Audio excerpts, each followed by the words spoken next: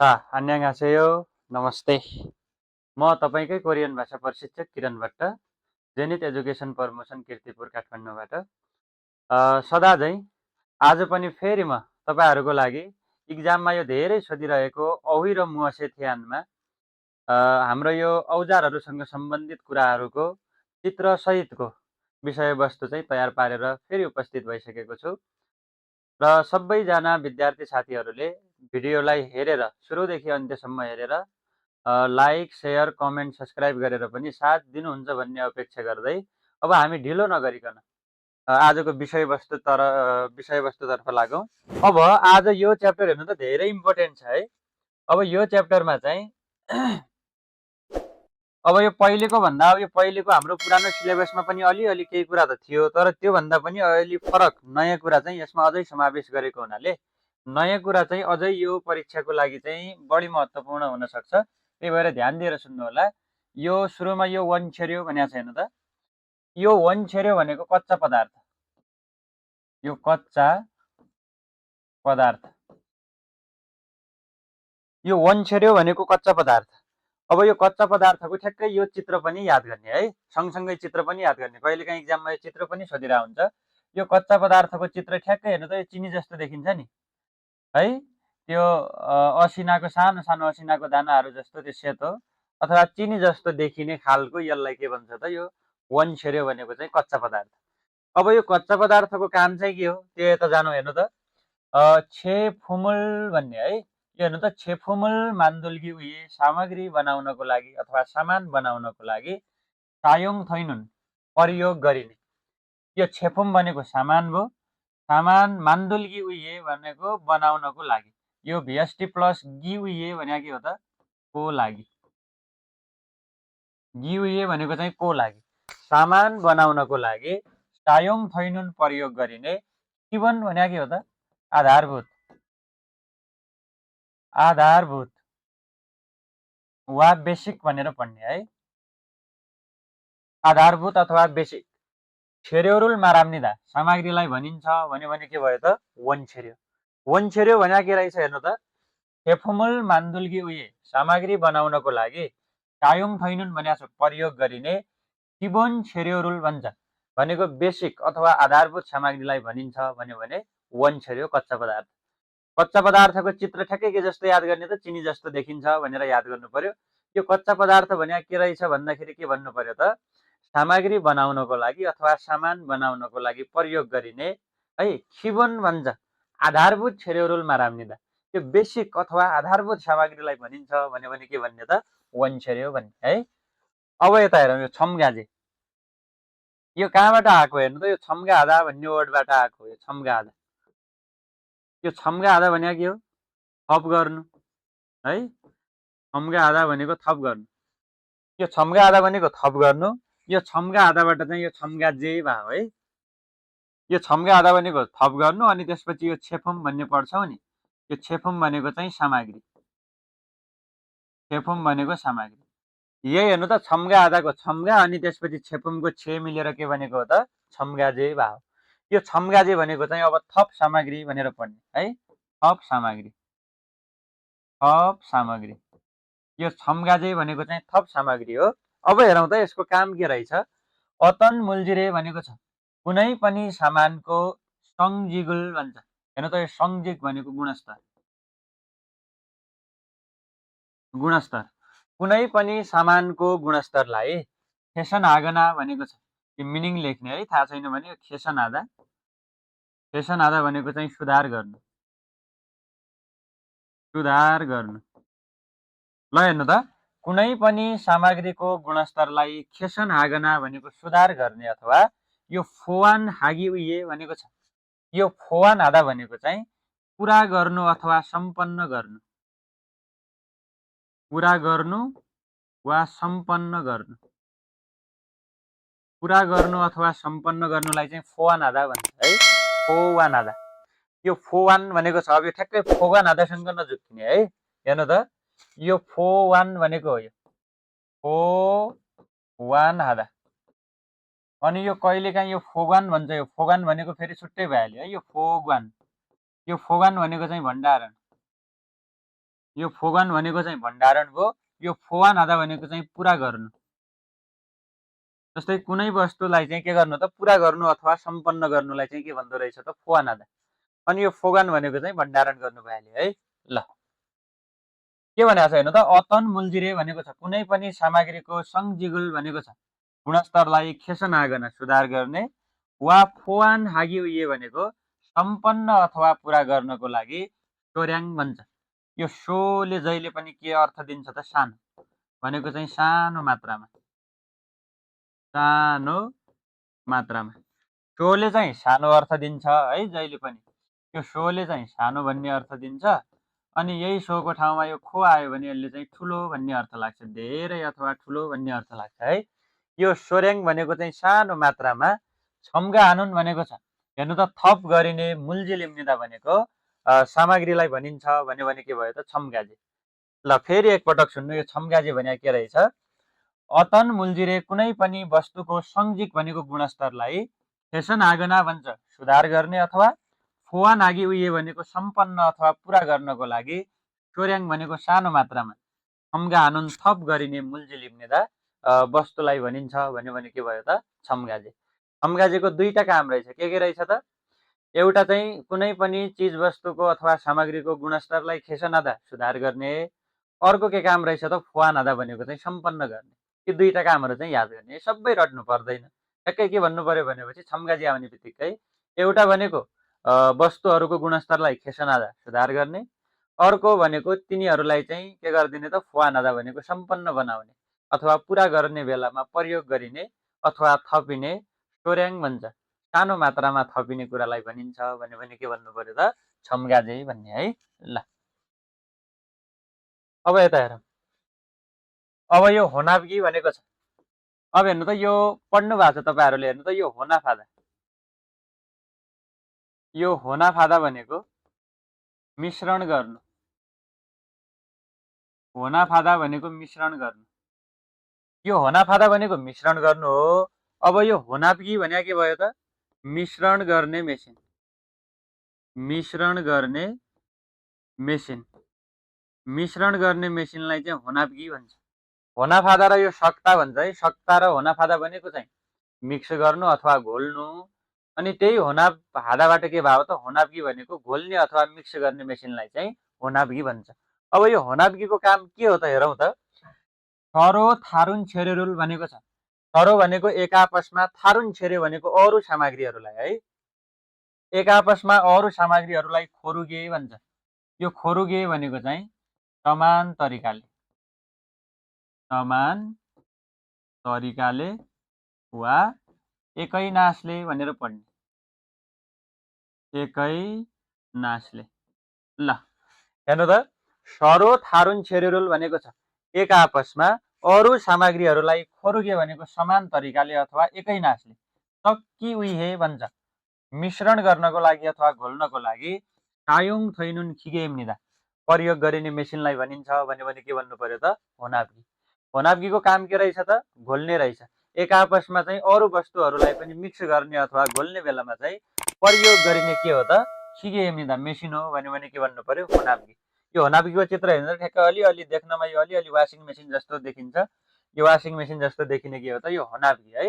होनाब्गी भनेको मिश्रण गर्ने मेसिन। अब यो त नामबाटै क्लियर छ, हेर्नु त हामीले धेरै पर जानै पर्दैन। होनाफादा भनेको मिक्स गर्नु, घोल्नु भने हो नि त। अब त्यो मिक्स गर्नु र घोल्नु भन्ने मेसिनको काम के होला त जहिले पनि घोल्नु हुन्छ, मिक्स गर्नु हुन्छ। त्यही मिक्स गर्नु अथवा घोल्नुलाई कोरियनमा के भन्छ त कहिलेकाहीँ होनाफादा भन्छ। होनाफादा नभनेको ठाउँमा अर्को के भन्छ त सक्ता। भनेको होनाब्गीको काम के रहेछ त एउटै रहेछ, सक्ता अथवा होनाफादा है। ल यति कुरा चाहिँ याद गर्ने। सक्ता अथवा होनाफादा देख्नुभयो कि सिधै होनाब्गीमा हान्ने है। ल अब हेरौँ यो छप्सी छौल। यो छप्सी छौल भनेको छ प्लेट तराजु भन्छ है, प्लेट तराजु। यो छप्सी छौल भनेको प्लेट तराजु भनेको। अब यो आजभोलि यो प्लेट तराजु खासै प्रयोग गरिँदैन, यो भनेको परम्परागत तराजु भनेर याद गर्ने, जुन चाहिँ पहिले हाम्रो जस्तै त्यो वेटहरू नाप्नको लागि है, ओजन नाप्नको लागि प्रयोग गरिने पुरानो भनेको त्यो सुईवाला घडीको सुई जस्तो भएको तराजु। ठ्याक्कै यसको चित्र कसरी याद गर्ने भनेपछि हेर्नु त यो ठ्याक्कै घडी जस्तो हुन्छ कि बिचमा चाहिँ सुई यही सुईले चाहिँ नाप्थ्यो नि कति केजी छ भनेर यसरी नाप्थ्यो। भन्यो भने ठ्याक्कै यो घडीको सुई जस्तो देखिने, घडी जस्तो देखिनेलाई चाहिँ के भन्छ त छप्सी छौल भनेको प्लेट तराजु अथवा यो परम्परागत तराजु भनेको। ल अब यसको काम हेरौँ है के रहेछ, यसको विशेषता के रहेछ त। याङचोगे छप्सी मोयाङे भन्छ। अब यो याङचोक भनेको हो त दुबईतिर, दुबईतिर, दुबईतिर भन्यो। अब ठ्याक्कै हेर्नु है, चित्र पनि याद गर्नु पर्यो तपाईँले। हेर्नु त यो ठ्याक्कै दुबईतिर भनेको यहाँ माथि पनि यो प्लेट जस्तो छ अनि यहाँ तल पनि हेर्नु त यो के जस्तो छ, प्लेट जस्तो छ। भनेको दुबईतर्फ याङचोक भनेको चाहिँ दुबईतर्फ भयो। यो दुबईतर्फ चाहिँ छप्सी मोयाङ भनेको प्लेट आकारको फानी थाल्य स भन्छ। यो फान भनेको के हो त, यो प्लेटहरू है, यो पानाहरू अथवा प्लेटहरू। याङचोक भनेको दुबईतर्फ प्लेट आकारको फानी थाल्य छ। यो प्लेटहरू अथवा यो प्लेटहरू चाहिँ के भएको त थाल्दा भनेको झुन्ड्याइएको मुल्गने मुगेरुल भन्छ। सामानको तौललाई अथवा ओजनलाई छुकजङ हाल्दै भनेको छ। छुकजङ हाल्दा भनेको के हो त मापन गर्नु, मापन गर्नु। कहिलेकाहीँ यो छुकजङ हाल्तेको ठाउँमा चाहिँ सिधै छेल्ते भनेर राख्ला है। यो छेदा भने पनि के हो त मापन गर्नु अथवा नाप्नु भने हो नि। हो त्यो मापन गर्ने बेलामा सायोङ हानुन दोगुरोलमा राम्निदा प्रयोग गरिने औजारलाई भनिन्छ भने के भन्नु पर्यो त छप्सी छौल। छप्सी छौलको एकछिन फेरि सुन्नु। याङचोगे छप्सी मोयाङ भन्छ, दुवैतर्फ प्लेट आकारको फानी थाल्य हिस्सा छ भन्छ। यो पानाहरू चाहिँ जडान भएको मुल्गने मुगेरुल भनेको छ। यो सामग्रीको ओजन अथवा तौललाई चाहिँ छुकजङ हाल्ते भनेको नाप्ने बेलामा सायोङ थैनुन दोगुरुलमा राम्निदा प्रयोग गरिने औजारलाई भनिन्छ भने के भन्नु पर्यो त छप्सी छौल। छौल आउने बित्तिकै छौलको काम जहिले पनि के हुन्छ त ओजन नाप्नु। तर यो छप्सी भनेको परम्परागत तराजु अथवा यो प्लेट तराजुमा चाहिँ के हुन्छ त दुवैतर्फ तल र माथि दुवैतर्फ याङचोक भनेको दुवैतर्फ प्लेट आकारको पानाहरू चाहिँ के भएको हुन्छ त जोडिएको हुन्छ है, जसले चाहिँ वस्तुको सामग्रीको के त वेट नाप्ने बेलामा प्रयोग गरिन्छ भने के भन्ने त छप्सी छौल। अब यहीसँग हाम्रो इक्जाममा हेर्नु त ठ्याक्कै के आइदिन्छ भनेपछि यो छन्जा छौल। अब यो छन्जा छौल भनेको के हो त विद्युतीय तराजु, यो विद्युतीय तराजु, विद्युतीय तराजु। अब यो विद्युतीय तराजु भनेको आजभोलि हामीले देख्दै आइरहेको है। जस्तै पसलहरूमा गए पनि हामी यही छन्जा छौल देख्छौँ। कुनै ठाउँमा गए पनि सामान किन्ने बेलामा चाहिँ यसैबाट हामीलाई के गर्छ त उसले चाहिँ त्यो नापेर चाहिँ दिन्छ, तौलेर चाहिँ दिन्छ है। भनेको ठ्याक्कै सेन्सरवाला भनेको डिजिटलमा देखाउँछ नि अङ्कहरू पनि 1 2 भनेर। यो हेर्नु त यो डिजिटलमा यो तपाईँको यो स्क्रिनमै कति केजी भयो भनेर यही स्क्रिनमा चाहिँ देखाउँछ। जुन आजभोलि प्रयोग भइरहेको छ यो डिजिटल यो तराजुलाई के भन्छ त छन्जा छौल भन्छ, विद्युतीय तराजु। अब हेर्नु त यसको विशेषताहरू के छ त। छन्जा सेन्सरुल इयोङ आयो भनेको छ। हेर्नु त विद्युतीय सेन्सरको प्रयोग गरेर भने हेर्नु त छन्जा सेन्सरुल इयोङ आयो भनेको विद्युतीय सेन्सरको प्रयोग गरेर मुल्गने मुगेरुल भन्छ। सामानको वजन अथवा वेटलाई डिजिटल फाङ्सीकुरो भनेको छ। यो डिजिटल भनेको चाहिँ डिजिटल आधुनिक तरिकाले है, डिजिटल फाङ्सीकुरो भनेको आधुनिक तरिकाले छुकजङ हाल्ते सायोङ हानुन दोगु इम्निदा मापन गर्ने बेलामा प्रयोग गरिने के हो त औजार हो भने के भन्ने त छन्जा छौल। छन्जा छौलमा चाहिँ के भन्दो रहेछ त छन्जा सेन्सरुल इयोङ आयो भनेको विद्युतीय सेन्सरहरूलाई प्रयोग गरेर मुल्गने मुगेरुल भन्छ। हेर्नु त सामानको वजनलाई चाहिँ डिजिटल फाङ्सीकुरो भनेको चाहिँ डिजिटल तरिकाले अथवा आधुनिक तरिकाले भने हो नि त। ठ्याक्कै त्यहाँ अङ्क नै देखाउँछ नि, त्यो घडीको सुई जस्तो चाहिँ जाने भएन कि सिधै कति केजी भयो त्यो अङ्क नै देखाउँछ। हो त्यो डिजिटल फाङ्सीकुरो भनेको चाहिँ आधुनिक तरिकाले छुकजङ हाल्ते मापन गर्ने बेलामा प्रयोग गरिन्छ भने के भयो त छन्जा छौल। अब यो छन्जा छौल र हाम्रो माथिको छप्सी छौलमा फरक कसरी छुट्याउने। छप्सी छौलको चाहिँ दुईटै साइडतर्फ के हुन्छ त त्यो प्लेट आकारको चाहिँ पानाहरू जडान गरिएको हुन्छ है। अनि त्यसपछि यसमा चाहिँ के भन्छ त छन्जा सेन्सर भनेको विद्युतीय सेन्सरहरूको प्रयोग गरेर वजनलाई चाहिँ डिजिटल तरिकाले अथवा आधुनिक तरिकाले नाप्ने बेलामा प्रयोग गरिन्छ भने के भन्ने त छन्जा छौल। चित्र याद गर्नको लागि ठ्याक्कै घडीको सुई जस्तो याद गर्ने। त्यो सुईवाला घडी जस्तो आयो भने के भन्नु पर्यो यो हाम्रो छप्सी छौल भन्ने। अनि त्यसपछि यो आधुनिक तरिकाको तपाईँहरूले आजभोलि देख्दै आएको पसलहरूमा यो राखिएको तराजु छ भने पनि यसलाई के भन्ने त छन्जा छौल भन्ने है। ल अब जाउँ हामी छामा। यो स्केल, यो स्केल तपाईँहरूले सबैले देख्नु भएको छ। स्केल, स्केलको काम पनि के हो सबैलाई थाहा छ। अब यो स्केलको काम के हो भनेपछि जस्तै स्केल भनेको बाटोहरू नाप्ने, है। अनि त्यसपछि लम्बाइ नाप्ने, चौडाइ नाप्ने त्यस्तो बेलामा चाहिँ यो हाम्रो छा भनेको स्केलको प्रयोग गरिन्छ। अब हेर्नु त खिरिना भनेको छ खिल भनेको लम्बाइ, खरी भनेको के हो त बाटोहरू, थुक्जङ हानुन्दे भनेको छ मापन गर्ने बेलामा सायोङ हानुन दोगुइम्निदा प्रयोग गरिने के हो त औजार हो भन्छ है। यो सजिलै छ, यसमा धेरै गाह्रो छैन। खिरी भनेको लम्बाइ बाटोहरू नाप्ने बेलामा चाहिँ प्रयोग गरिने औजार हो भन्यो भने छा स्केल है। यो सजिलै भइहाल्यो। अब जाउँ हामी छुल्जा। अब यो छुल्जामा जाउँ। अब यो छुल्जा भनेको इन्ची टेप। अब यो माथि जुन हामीले स्केल पढ्यौँ, स्केल र इन्ची टेपमा चाहिँ धेरै फरक छ। दुईटैको काम के हो? लम्बाइ नाप्ने, बाटो नाप्ने, चौडाइ नाप्ने त्यस्तो बेलामा चाहिँ यो छा र छुल्जा प्रयोग गरिन्छ। अब हेर्नु त यहाँमा अलिकति मात्रै फरक के भन्छ भनेपछि खिरी भयो बाटो भयो, सरी लम्बाइ भयो, खरी भनेको बाटो भयो, मुल्छे छिसु भनेको छ। अब यो सामग्रीको के भने हो त माप लिने बेलामा है, मापन गर्ने बेलामा छेनुन दोगुइम्निदा हेर्नु त नाप्ने के हो त दोगु भनेको औजार हो। हेर्नु त यो के भनेको छ खिल्गे भनेको छ लामो गरी फ्याल्छस भन्छ। यो फ्याल्छिदा यो हेर्नु त फ्याल्छिदा भनेको चाहिँ फैलाउनु, फैलाउनु। यो फ्याल्छिदा भनेको चाहिँ फैलाउनु। खिल्गे फ्याल्छस भनेको छ यसलाई त के गर्न सकिन्छ हेर्नु त यसरी तानेर चाहिँ लामो बनाउन सकिन्छ नि। यसरी तानेर चाहिँ लामो बनाउनु यो फैलाउनुलाई चाहिँ फ्याल्छिदा भन्छ। हो त्यो खिल्गे फ्याल्छस भनेको यसरी लामो गरी फैलाएर छुक्जङ हाल्सुइदगो भनेको छ मापन गर्न सकिने। इल्बान्जगुरो साधारण रूपमा चाहिँ खुम्सोगिना फुल्ला सुतिगुरो भनेको छ धातु अथवा प्लास्टिकबाट चाहिँ मान्दु र जिम्निदा भनेको बनाइएको हुन्छ भन्छ। माथि छा र यसमा फरक के रहेछ त यसलाई के गर्न सकिन्छ त लामो गरी फैलाउन सकिन्छ है। छुल्छालाई चाहिँ लामो गरी फैलाउन सकियो, स्केल चाहिँ जत्रो छ त्यत्रै हुने भयो है। भनेपछि यो त कतिसम्मको हुन्छ धेरै लामो हुन्छ नि त, भनेको ठुलो गरी चाहिँ फैलाउन सकिन्छ। यो चाहिँ अब फुल्ला सुतिक र खुम्सोक भनेको धातुको दुईटैको हुन्छ, यसको विशेषता भइहाल्यो है। ल यी दुईटा त सजिलै भइहाल्यो। अब हामीलाई अलिकति कन्फ्युजन गर्ने भनेको यो बनिय खेल्ली फसो भन्छ। बनिय खेल्ली फसो भनेको चाहिँ बनिय स्क्ल्यापर भनेको हो। यो पनि एउटा स्केल नै हो है, बनिय स्केलिपर भन्छ। यो स्केलिपर भनेको पनि के हो त स्केल हो। तर यो धेरै जसो कस्तोमा प्रयोग गरिन्छ भनेपछि सानो है गोला आकारका गोला सामग्रीहरू जुन चाहिँ साना हुन्छन् तिनीहरूको भित्री व्यास भयो रेडियस भन्छौँ, बाहिरी व्यास भयो होइन। अनि त्यसपछि तिनीहरूको गहिराई नाप्ने बेलामा प्रयोग गरिन्छ। यो धेरै जसो चाहिँ साइन्समा प्रयोग गरिन्छ है। अब यो साइन्समा अब +2 पढ्ने बेला चाहिँ फिजिक्समा चाहिँ यो धेरै प्रयोग गरिन्छ। यो भनेको गोला सामग्रीहरू हुन्छन् तिनीहरूको भित्री व्यास, बाहिरी व्यास र तिनीहरूको गहिराई नाप्ने बेलामा चाहिँ प्रयोग गरिन्छ। अब यो बनिय स्क्यालिपर भनेको छ, बनिय खेल्ली फसो भनेको बनिय स्क्यालिपर।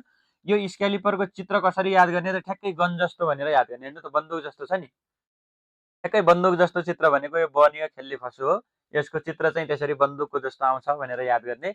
अब यसको काम के रहेछ हेर्नु त छागुन मुल्छे भन्छ। यसमा यो त भनिहाल्छ। हेर्नु त छागुन भनेको सानो सामग्री है, सानो सामग्रीको नेग्याङ भनेको छ भित्री व्यास, रेडियस भन्छौँ नि जसलाई हामी है, भित्री व्यास।